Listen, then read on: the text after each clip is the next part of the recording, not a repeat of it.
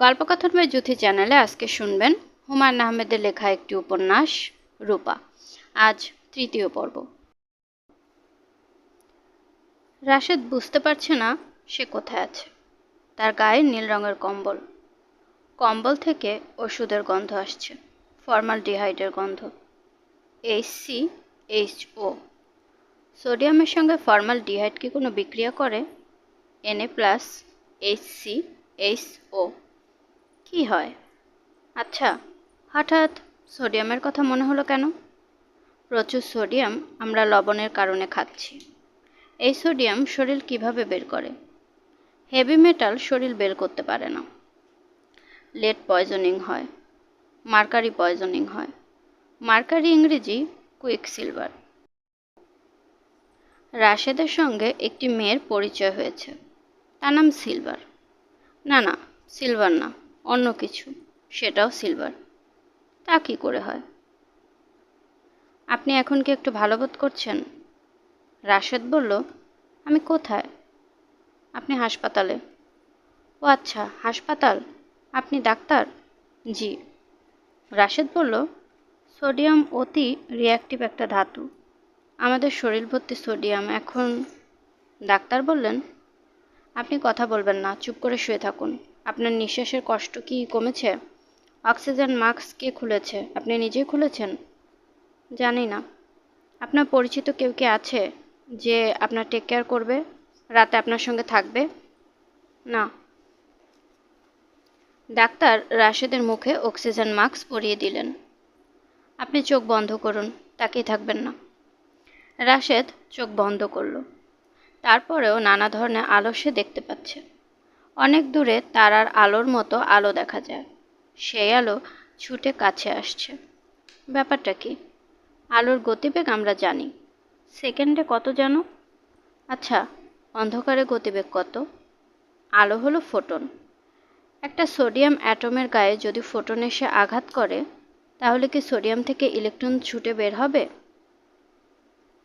Photo electric effect. যিনি প্রথম photo electric এফেক্টের ব্যাখ্যা দেন তিনি পদার্থবিদ্যায় নোবেল পুরস্কার পান। তার নাম কি বলতে হবে? সময় 3 সেকেন্ড। 1001, 1002, 1003। 3 সেকেন্ড শেষ। নাম বলতে না পারার জন্য শাস্তি, কানে ধরে উঠবস করো। তার নাম আইনস্টাইন। এখন বললে হবে না, 3 সেকেন্ড পার হয়ে গেছে, disqualified. You lost the game. Second chance. এখন বলতে হবে, মানুষ ধরো মানুষ ভজো। গান যে করেছে তার বাবার নাম কি? হিন্টস দেওয়া হবে, তার একটা চায়ের দোকান আছে, তার নামের প্রথম অক্ষর হলো সা। রাশেদের মাথায় এখন গান হচ্ছে, মানুষ ধরো মানুষ ভজো, শুনবলি রে পাগল মন, মানুষের ভিতর মানুষ করিতেছে বিরাজন। দুইটা লাইন ক্রমাগত বেজে যাচ্ছে। রাশেদ বলল, পানি খাবো। তার আশেপাশে কেউ নেই। রাশেদ আবার বলল, পানি খাবো। অ্যাপ্রন পরা একজন মহিলা এসে দাঁড়িয়েছেন, নিশ্চয়ই ডাক্তার। তার চেহারার সঙ্গে কোথায় যেন পরিচিত একজনের চেহারার মিল আছে। পরিচিত জনের নাম মনে আসছে না। ভুল হয়েছে, পরিচিত জনের নাম নকল মনে আসছে, আসল নাম মনে আসছে না। ডাক্তার বললেন, কোনো কিছু প্রয়োজন হলে এই বোতামটা চাপবেন। আমি ছুটে আসব। আমি ডিউটি ডাক্তার। অক্সিজেন মাস্ক আবার আপনি খুলেছেন? রাশেদ বলল, আপনার নাম কি? রুবিনা। আপনার চেহারার সঙ্গে একজন চেহারার কোথায় যেন একটা মিল পাওয়া যাচ্ছে। তার নাম বলতে পারবেন? নাম বলতে পারলে পুরস্কার, বলতে না পারলে তিরস্কার। 3 সেকেন্ড সময়। ওকে, স্টার্ট। 1001, 1002, 1003। পারলেন না, আপনি ডিসকোয়ালিফাইড। আর সুযোগ দেওয়া হবে না। Fly with the wind. Rashed চোখ বন্ধ করল। মনে হচ্ছে সে দ্রুত তলিয়ে যাচ্ছে। আচ্ছা, সে কি মারা যাচ্ছে? মৃত্যুর আগে নাকি যাপিত জীবন পুরোটা চোখের সামনে ভেসে যায়। যদি সত্যি হয় তাহলে মৃত্যুর এই অংশটা ভালো, দ্বিতীয়বার পুরো জীবন যাপন করা। ঘরের ভেতর কে যেন সিগারেট ধরিয়েছে। সিগারেটের কড়া গন্ধ নাকে আসছে। রাশেদ বাঁদিকে তাকালো। পায়ের উপর পা তুলে রূপা ব্যানার্জি বসে আছে, তার হাতে সিগারেট। রাশেদ সঙ্গে সঙ্গে বুঝতে পারল ঘটনা সত্যি না। হাসপাতালের ঘরে সিগারেট খাওয়া যায় না, তার হ্যালুসিনেশন হচ্ছে। রূপা ব্যানার্জি বলল, মারা যাচ্ছ নাকি? জানি না। জানি না বলার জন্য তাকে ঠোঁট নাড়তে হলো না। হ্যালুসিনেশনের পুরো ব্যাপারটা মাথার ভেতরে ঘটে। ঠোঁট নাড়েও কথা বলা যায়, চোখ বন্ধ করেও দেখা যায়। রূপা ব্যানার্জি বলল, আমার কাছ থেকে পালিয়ে এসেও তো রক্ষা পাওনি, আমি চলে এসেছি। আমাকে দেখে খুশি হয়েছ? রাশেদ বলল, সিগারেট খেও না, গন্ধ নাকে লাগছে। মরেই তো যাচ্ছ, সিগারেটের কড়া গন্ধ থাকুক কিছুক্ষণ। তাছাড়া সিগারেট আমি খাচ্ছি না, আমি খাচ্ছি চুরুট, হাভানা ব্র্যান্ড। এক টান দিয়ে দেখবে? না, কিছু হবে না, একটা টান দাও। না রূপা, না। না রূপা, না, অনেক শুনেছি, এবার শুনবো না। রূপা ব্যানার্জি উঠে দাঁড়িয়েছে। রাশেদের মুখের উপর লাগানো অক্সিজেন মাস্ক টান দিয়ে খুলে সে চুরুট ঠোঁটের ভিতর গুজে দিল। রাশেদ তাকে আটকাতে পারল না। তার হাত পা অনড় হয়ে গেছে। টান দাও, জোরে টান দাও, তোমার নষ্ট ফুসফুস চুরুটের ধোঁয়ায় শুদ্ধ করে নাও, এটা শুদ্ধি প্রক্রিয়া। রাশেদের জগৎ অন্ধকার হয়ে গেল। একসময় সে চোখ মেলল। কত সময় সে পার করেছে তা বুঝতে পারছে না, দিন না রাত তা বুঝতে পারছে না। সে বাদিকে তাকালো, রূপা ব্যানার্জি নেই। আধবুড়ো একজন কে যেন দাঁড়িয়ে আছে, তার পাশে বাচ্চা একটা ছেলে।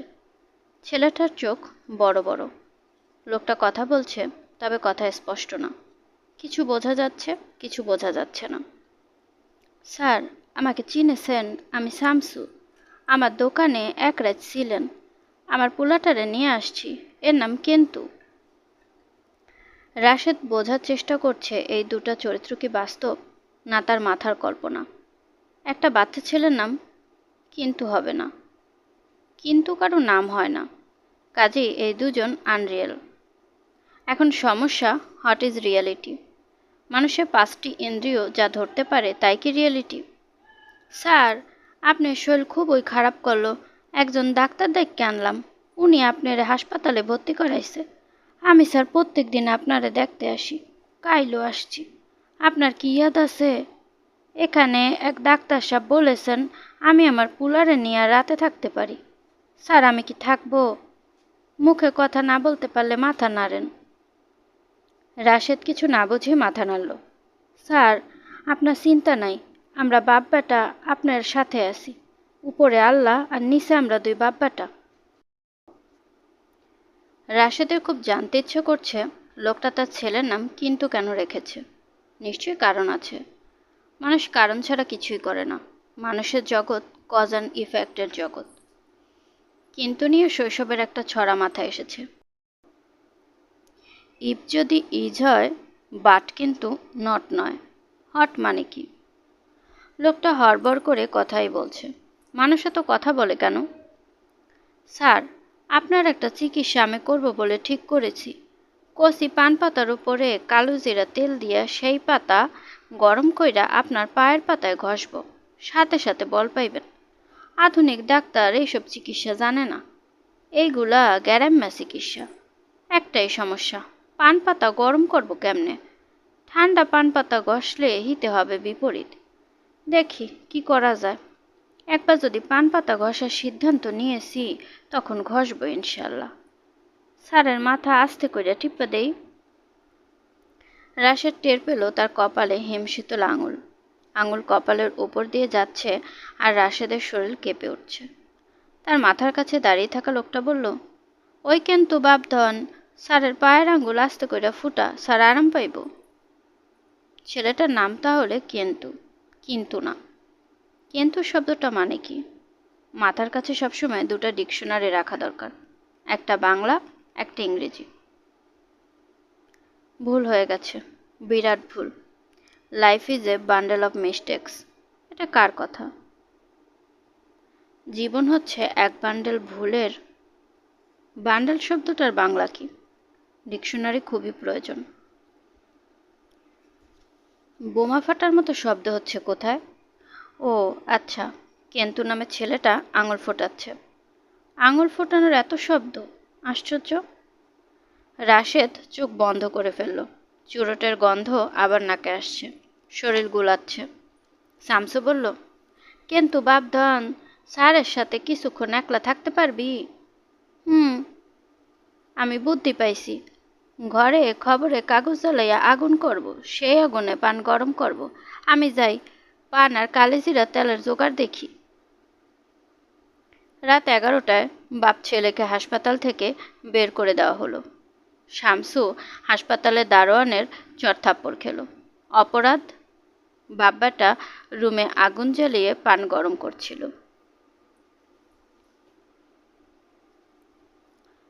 ঘড়িকন্যা মদিনার ক্ষমতা পরীক্ষা করার জন্য হারুন তার বাল্যবন্ধু সুলতানকে খবর দিয়ে এনেছেন।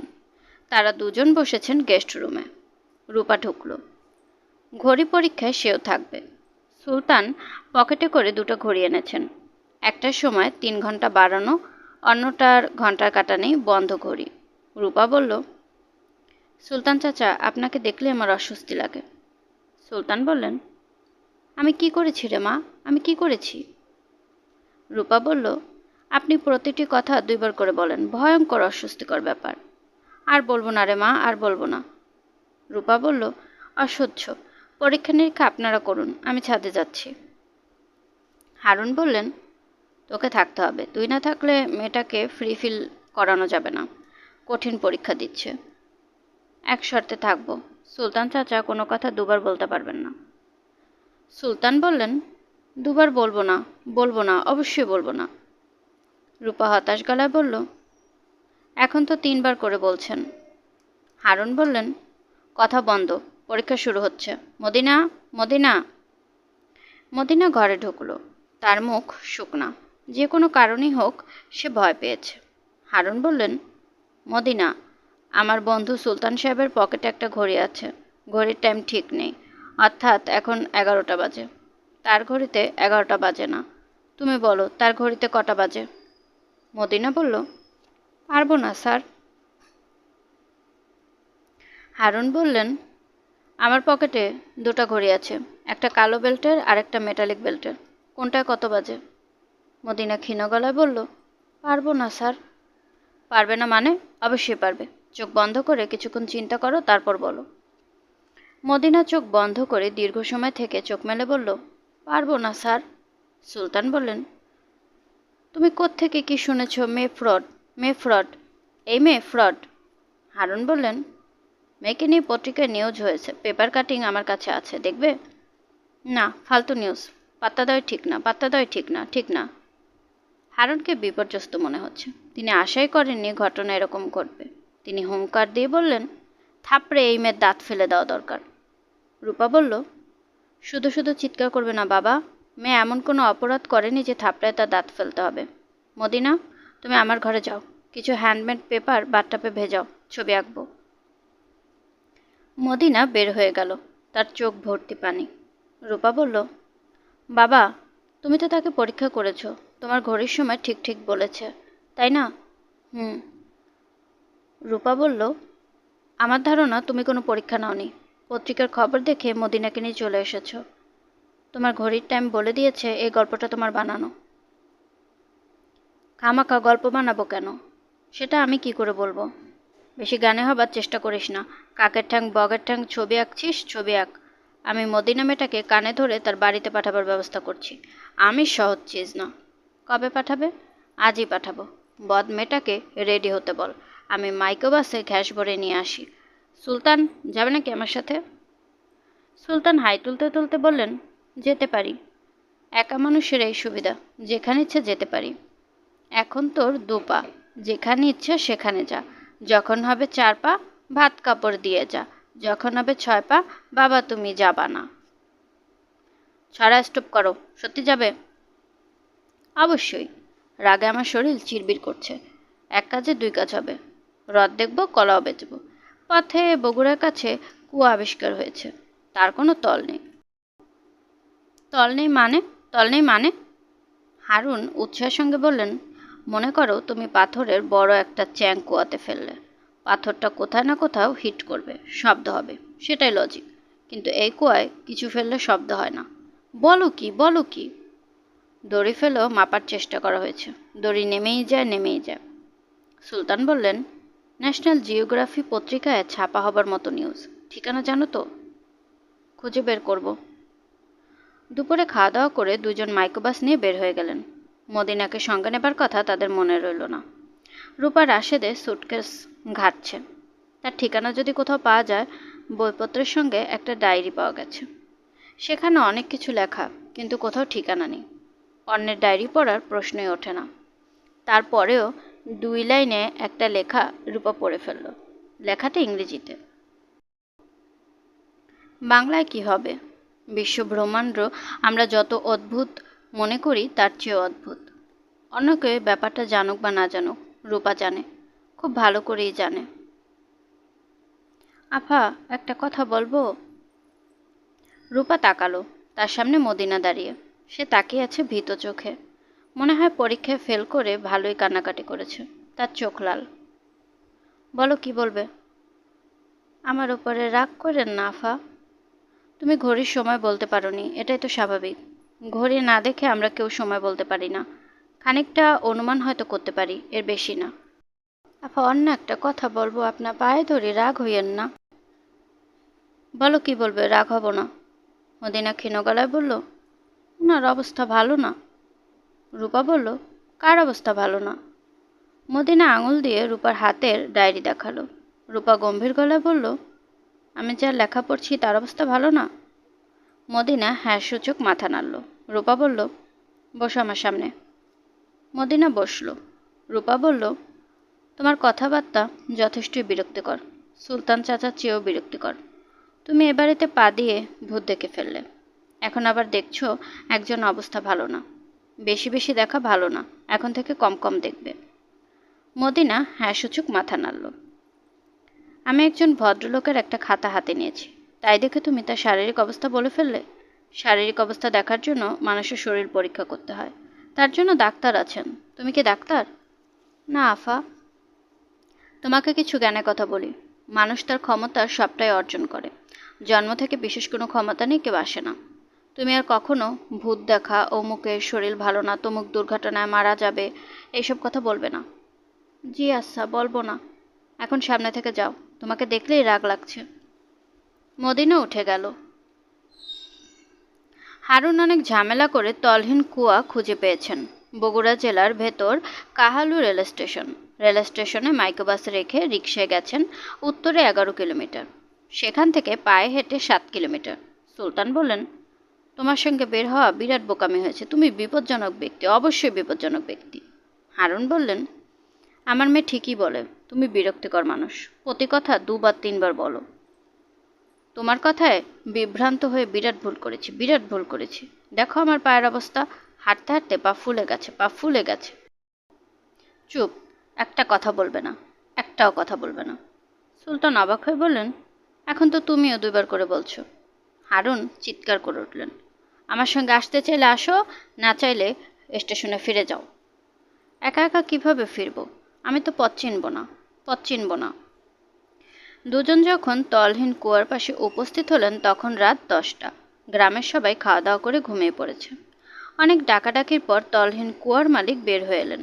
মধ্যম বয়সে মানুষ, গাল ভর্তি সাদা দাড়ি, দাড়িতে মেহেদি দিয়েছেন। এখন মুখ ভর্তি লাল সাদা সমারোহ। হারুন বললেন, জনাব, আপনার নাম কি? আমি মেরাজ ফকির। তলহীন কুয়া আপনার? জি। এই কুয়ার আরেক নাম জিন্দা কুয়া। সুলতান বললেন, কুয়া আবার জিন্দা মুর্দা হবে কিভাবে?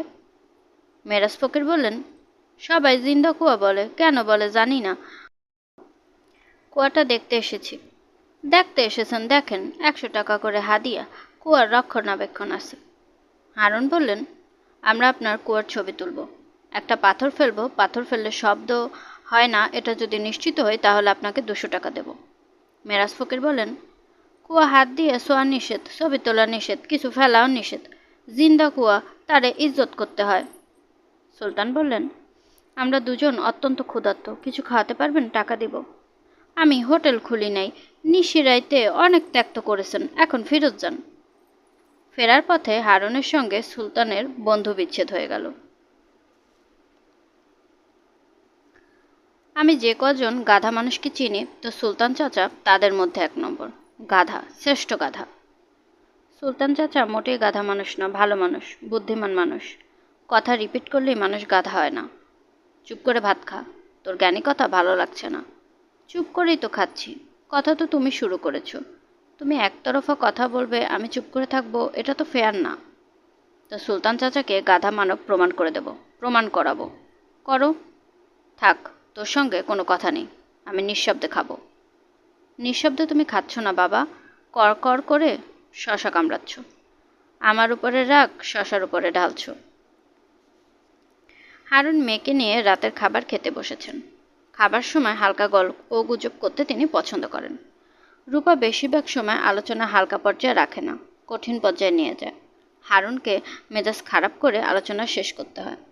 রূপা বলল, বাবা তোমার ইতিহাস কাব্য কেমন চলছে?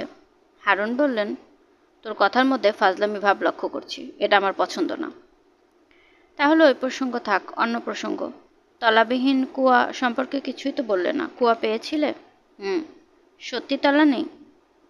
মস্ত বড় একটা পাথর ছুঁড়ে মেরেছিলাম, সেই পাথর পানিতে হিট করে এমন শব্দই করল না।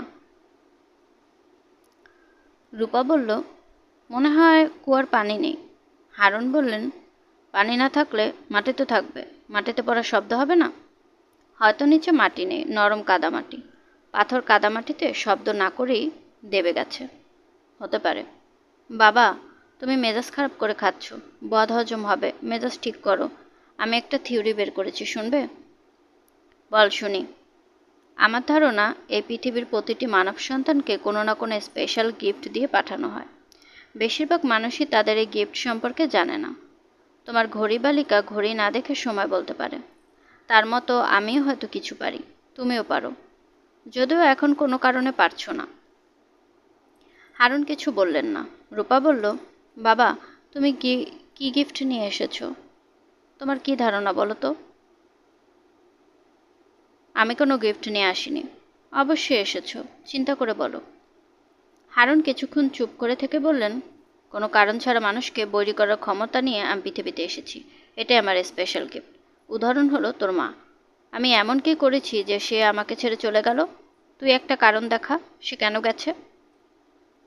রূপা বলল, মানুষ হিসেবে তুমি খুবই প্রিডিক্টেবল। কোনো কাজের পর কোন কাজ তুমি করবে তা আগে থেকেই বলা যায়। প্রেডিক্টেবল মানুষ হলো যন্ত্রের মতো। মেয়েরা যন্ত্রমানব পছন্দ করে না। মা এই জন্যই তোমাকে ছেড়ে চলে গেছে, ভালো করেছে। হারুন বললেন, যার কাছে গেছে সে খুব আনপ্রেডিক্টেবল? সে তো চশমা চোখে ছাগল ছাড়া কিছুই না। ছাগলের সঙ্গে তার একটাই তফাৎ, ছাগল ব্যা ব্যা করে আর সে চিবিয়ে চিবিয়ে কথা বলে। যখন কথা বলে তখন মনে হয় জাবর কাটছে। ছাগলার ছাগলা। রূপা বলল, বাবা তুমি ওনার উপর শুধু শুধু রাগ করছো। উনি মাকে তোমার কাছ থেকে কেড়ে নিয়ে যাননি, মা স্বেচ্ছায় গেছেন। রাগ করলে তুমি মার উপরে রাগ করতে পারো। ওই ছাগলটা তোর কাছে রসগোল্লা? রূপা বলল, খাদ্যদ্রব্যের সঙ্গে মানুষের তুলনা করা ঠিক না, তবে উনি ভালো মানুষ, যথেষ্টই ভালো। ছাগলাটার ভালো কি আছে যা আমার নেই? আলোচনাটা থাক না বাবা। না থাকবে না, আমি শুনতে চাচ্ছি তোর কাছে ছাগলাটা কিভাবে ভালো মানব হলো, মহামানব হয়ে গেল। বাবা তুমি প্রচণ্ড রেগে গেছো। আমি তোমার রাগ আর বাড়াবো না, খাওয়া শেষ করো। মটরশুঁটি দিয়ে কই মাছের ঝোল ক্লাসিক পর্যায়ে ভালো হয়েছে। তোর ক্লাসিক কই মাছের আমি গুষ্টি কিলাই। হারুন খাওয়া ছেড়ে উঠে দাঁড়ালেন। রূপা হতাশ গলায় বলল, বাবা তুমি ছেলে মানুষ না। 2 মাস আগে আমরা তোমার 60 বছর পূর্তির উৎসব করেছি। এই বয়সে তুমি যদি রাগ করে ভাত না খাও সেটা হবে খুবই হাস্যকর। হারুন বললেন, গোদের উপর বিষ ফোঁড়ার কথা আমরা বলি, তুই হচ্ছিস গোদের উপর ক্যান্সার, কিংবা এর চেয়েও খারাপ কিছু। গোদের উপর এইডস। তুই কাল ভোরে চলে যাবি, তোর মা এবং তার মহামানব স্বামীর সঙ্গে বাস করবি। আমার মতো প্রেডিক্টেবল মানুষের সঙ্গে থাকার কোনো দরকার নেই। কাল ভোরে তুই অবশ্যই আমার সংসার থেকে অফ হয়ে যাবি, অবশ্যই অবশ্যই।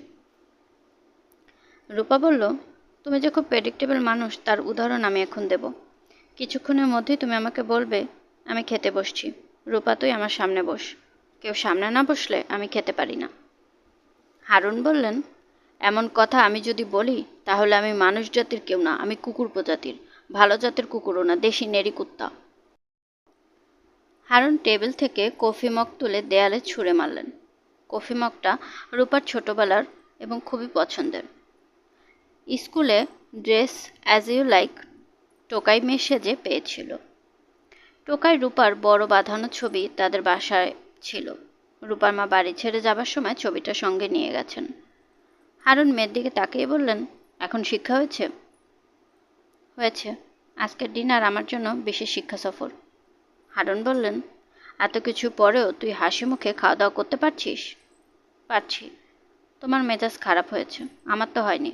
ক্লাসিক কই মাছের ঝোলের পুরো বাটি আমি শেষ করব। তুমি রাতে কোনো সময় না কোনো সময় খেতে আসবে, তখন দেখবে কই মাছের বাটি খালি। ভ্যারভ্যারানি বন্ধ কর, ফাজিল মেয়ে। রূপা বাবার দিকে তাকিয়ে হাসল। হারুন দোতলায় উঠে গেলেন।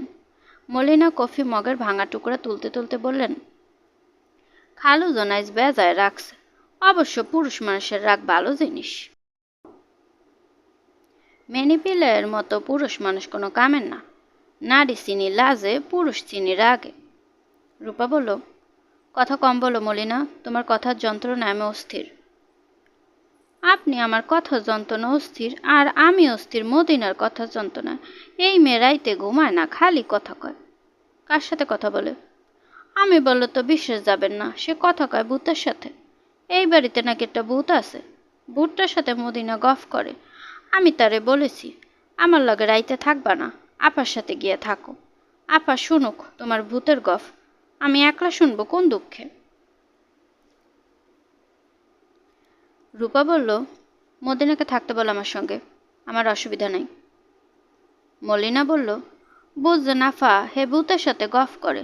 ভূত তো দুই একটা কথা বলবে, আমি ভূতের কথা কিছু শুনি না। মদিনা একলাই কথা কয়।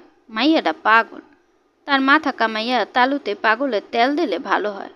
আমাদের অঞ্চলের বশির কবিরাজ পাগলের তেল বেচে 50 টাকা বোতল।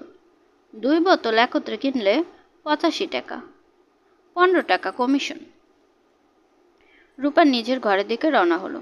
মলিনার কথার হাত থেকে বাঁচার একটাই উপায় তার সামনে থেকে সরে যাওয়া। মদিনা বিছানা চাদর নিয়ে রূপার সঙ্গে ঘুমোতে এসেছে। মেঝেতে বিছানা করে শুয়েছে।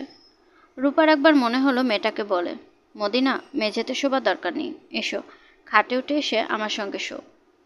আমরা দুজনই মহাশক্তিধর মানব প্রজাতির অংশ। টাকা পয়সা নামক একটি বিষয়ের কারণে আমরা আলাদা হয়ে গেছি। টাকা পয়সার বিষয়টা অন্য কোনো প্রজাতির মধ্যে নেই বলে তারা আলাদা হয়নি। রূপা বলল, তোমার ভূতটার কি অবস্থা? ভূত এখনো দেখো? দেখি, আপনার ঘরে খাড়ায় ছিল, আমারে দেখে চলে গেছে। তোমাকে ভয় পায়? জি না, তয় হে আমার উপরে নারাজ। নারাজ কেন? আমি তারে দেখতে পারি, এই জন্য হে নারাজ। হে চায় না কেউ তারে দেখুক। রূপা গায়ে চাদর টানতে টানতে বলল, তোমার মাথায় সমস্যা আছে, তোমাকে আমি একজন ভালো ডাক্তারের কাছে নিয়ে যাব। ডাক্তার তোমার চিকিৎসা করবেন, এখন ঘুমাও। দরজায় টোকা পড়ছে। রূপা বলল, কে? হারুন বললেন, রূপা মা, ভাত খেতে যাচ্ছি, তুই এসে বস, তুই না বসলে খেতে পারবো না। ক্ষুধায় অস্থির হয়েছ বাবা? হুম। তুমি টেবিলে যাও, আমি আসছি। মদিনা চাপা গলায় বলল, আফা, আপনার পিতা খুবই ভালো মানুষ, আমি এমন ভালো মানুষ দেখি নাই। হারুন আগ্রহ করে খাচ্ছেন, তার বাপ পাশে রূপা, তার মুখ হাসি হাসি। হারুন বললেন, আমি ডিসিশন নিয়েছি, এখন থেকে আনপ্রেডিক্টেবল সব কর্মকাণ্ড করব। রূপা বলল, ভালো তো। এই বয়সে আমার বিয়ে করাটা হবে সবচেয়ে আনপ্রেডিক্টেবল ঘটনা। বিয়ে করবে ঠিক করেছ? হ্যাঁ, পত্রিকায় বিজ্ঞাপন দিয়ে পাত্রে খুঁজবো, তারপর ধুমধাম করে বিয়ে। আমি ঠাট্টা করছি না, আমি সিরিয়াস। রূপা বলল, সত্যি সত্যি তুমি যদি বিয়ে করো তাহলে ভালোই হবে। তুমি মোটামুটি নিঃসঙ্গ একজন মানুষ, বিয়ে করলে সার্বক্ষণিক সঙ্গী পাবে। পীর ফকিরের সন্ধানে যখন যাবে, নতুন মা তোমার সঙ্গে যাবে। তাকে মা ডাকবি? কেন ডাকবো না? তোর মা যে মহামানবকে বিয়ে করেছে তাকে কি তুই বাবা ডাকিস? না। তাহলে আমি যাকে বিয়ে করব তাকে মা ডাকবি কোন লজিকে? বাবা ডাকা অত্যন্ত কঠিন ব্যাপার, মা ডাকা সহজ। বাবা ডাকা কঠিন কেন? জানি না কেন। হারুন বললেন, নবীজির একটা হাদিস আছে, নবীজি বলেছেন, আল্লাহর পরে আমি যদি কাউকে সিজদা করার হুকুম দিতাম, সে হতো বাবা। এর অর্থ হচ্ছে বাবা অনেক বড় ব্যাপার। এই কারণেই বাবা ডাকা এত কঠিন। হতে পারে। হারুনের খাওয়া শেষ। তিনি বেসিনে হাত ধুতে ধুতে বললেন, সুন্দর করে একটা বিজ্ঞাপন রেডি করে দিস।